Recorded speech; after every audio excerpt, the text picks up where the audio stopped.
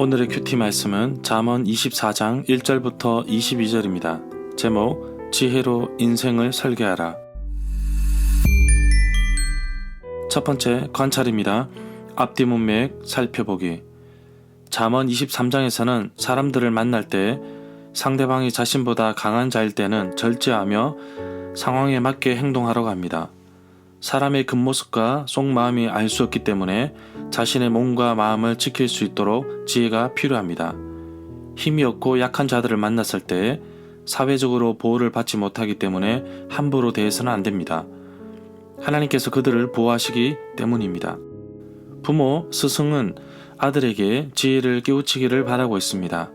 언제나 여호와를 경외하면 앞길이 열릴 것이며 소망이 끊어지지 않을 것이라고 합니다. 아들에게 지혜를 얻으라고 합니다. 절제를 통하여 방탕하지 않고 유혹에 빠지지 않도록 아들에게 경고하고 있습니다.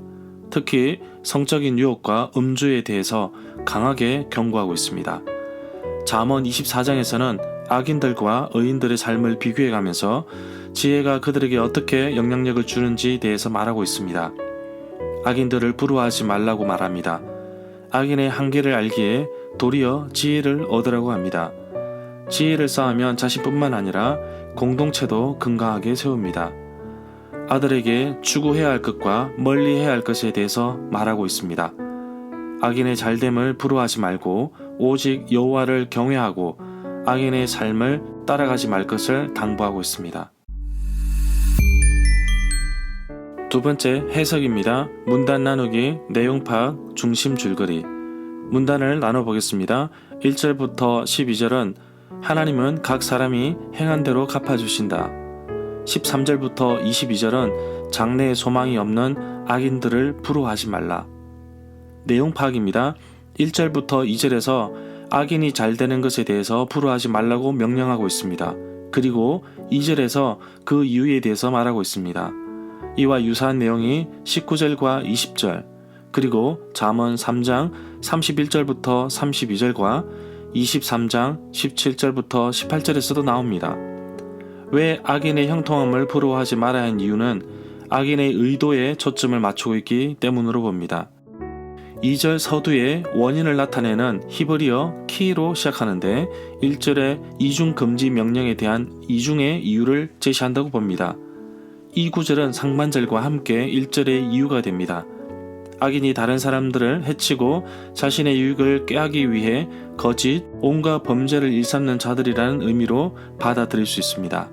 3절부터 4절에서 집을 세우는 데 필요한 것은 바로 지혜입니다. 단순한 건물, 집만 의미하는 것이 아니라 사람의 인생도 마찬가지입니다. 나의 인생의 물질로, 명예로 가득 채울 수 있지만 하나님 말씀으로 온전히 채우기를 원합니다. 그럴 때 힘이 강해지고 더 강해져서 어떠한 환난과 어려움 속에서도 이길 수 있는 것입니다. 7절부터 9절에서 지혜가 요구하는 것이 너무 높아서 미련한 자는 도달하지도 못합니다. 미련한 사람의 생각을 죄라고 지적하고 있습니다. 7절에서 미련한 자는 가르침을 받으려 하지 않으므로 그의 계획이 죄에 이르게 됩니다. 거만한 자에 대해서는 아무것도 거룩하지 않으므로 그는 하나님과 하나님의 법도를 무시해버립니다. 8절부터 9절의 격언 역시 지혜자에 관한 5절과 6절의 격언을 강화하는 역할을 한다고 봅니다. 미련한 자가 공적인 자리에서 입을 열지 못한다는 7절의 내용은 8절부터 9절에서 공개적인 혹평을 받는다는 내용으로 더 강화되고 있습니다. 11절부터 12절에서는 어려움을 당하는 자를 외면하지 말 것을 말씀하시면서 모른 채 하지 말 것을 말씀합니다. 특별히 하나님을 표현하기를 마음을 저울질하시는 분으로 말씀하고 계시는데 모든 것을 통찰하시는 분이시기 때문에 우리의 행동의 결과를 두고 판단하시는 분이십니다. 나의 모든 것을 아시는 하나님께서 내가 서고 가는 그 길을 인도하시고 이끄실 것을 기대합니다. 15절부터 16절에서 의인은 치명적인 타격을 입을 것 같아도 결국 재기하는 반면에 악인은 회생불능 상태에 빠지고 만다는 약속과 경고의 메시지입니다. 이 약속과 경고는 모두 도덕 질서를 든든히 붙잡고 계시는 여호와에 대한 믿음을 근거로 한 것으로 봅니다. 16절은 14절의 약속의 보완 설명으로도 볼 수 있습니다.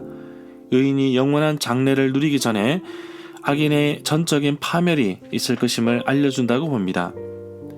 16절과 17절에서 7전8기라는 말이 떠오릅니다. 우리는 연약하여서 7번 뿐만 아니라 더 많이 넘어질 수 있습니다. 그러나 아주 엎드러지지 아니함은 주의 손이 나를 강하게 붙들고 계십니다. 악인이 넘어지면 박수치며 즐거워해야 하는데 또 그렇게 하지 말라고 합니다. 그런 이유는 여호와께서 기뻐하시지 않기 때문이라고 합니다. 행악자들에게 분풀이하지 말 것을 하나님께서 판단하시고 심판하시기 때문입니다. 19절부터 20절에서 반복적인 명령과 반복적인 이유를 제시로 구성된 교훈으로 봅니다. 피할 수 없는 악인의 파멸에 대한 묘사가 엎드러짐이나 넘어짐으로부터 영원한 흑암으로 강화되고 있습니다. 그리고 앞의 격언들과 악인이라는 단어 핵심에 의해 연결된다고 봅니다. 20절부터 22절에서 행악자와 반역자의 결말은 멸망이므로 사귀지 말라고 경고합니다. 잘못된 그들의 영향력이 우리의 삶에 들어올 때 혼란과 좌절과 죄악만 넘칠 것입니다. 등불은 사람을 인도하는 안내자인데 등불이 꺼짐으로 그들의 미래는 없습니다. 꺼지지 않는 등불 빛이신 예수 그리스도를 따라가며 그분이 원하시는 사람이 되도록 오늘 하루도 하나님께 맡기며 나아가기를 원합니다. 21절에서 여호와를 경외하는 것에 대해서 언급하고 있는데 잠언 1장 7절에서 말하고 있습니다. 여호와를 경외하는 것이 지혜의 근본이라 하였고 지식을 갖기 위해서 무엇보다도 여호와를 경외해야만 합니다. 여호와를 경외하는 것이 참 지혜에 이르는 길입니다. 그 길은 경외심, 공경심뿐만 아니라 기꺼이 순종하는 마음도 포함하고 있습니다.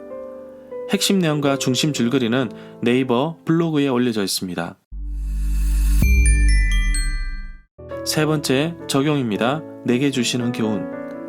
잠언 24장 13절부터 14절에서 지혜를 꿀에 비유하면서 좋은 것을 먹으러 갑니다.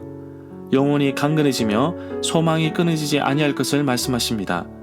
지혜는 우리의 영혼을 건강하게 하며 장래를 보여줍니다. 지혜를 얻기 위해 노력하십시오. 하나님 말씀을 늘 묵상하고 삶에 적용하는 가운데 지혜를 얻고 삶을 채워나갈 때 우리의 인생은 지혜로 가득 찰 것입니다.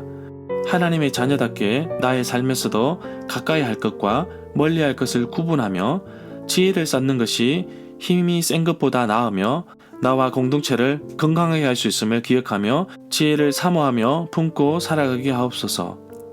잠언 23장 17절에서 죄인의 형통을 풀어하지 말라고 말씀하신 것과 같은 맥락에서 악인의 형통함을 풀어하지 말 것을 오늘도 말씀하고 있습니다. 심지어 같이 잊지도 말 것을 당부합니다. 복 있는 사람은 악인의 길을 따르지 아니하며 죄인의 길에 서지 아니하며 오만한 자리에 앉지 않는다는 시편 1편 1절의 말씀처럼 죄인들의 길은 형통해 보이나 그 길의 끝은 없습니다. 주의 말씀을 따라 사는 그리스도인의 길은 형통한 길임을 알고 오늘 하루도 믿음으로 도전하기를 원합니다. 한 번도 살아보지 않은 새날 새 생명을 주셔서 오늘도 하나님 말씀으로 시작하게 하심을 감사합니다. 연약한 나의 삶 가운데 함께 하셔서 늘 하나님이 공급하시는 은혜로 감사하며 살아가는 하루가 되기를 간절히 소망합니다.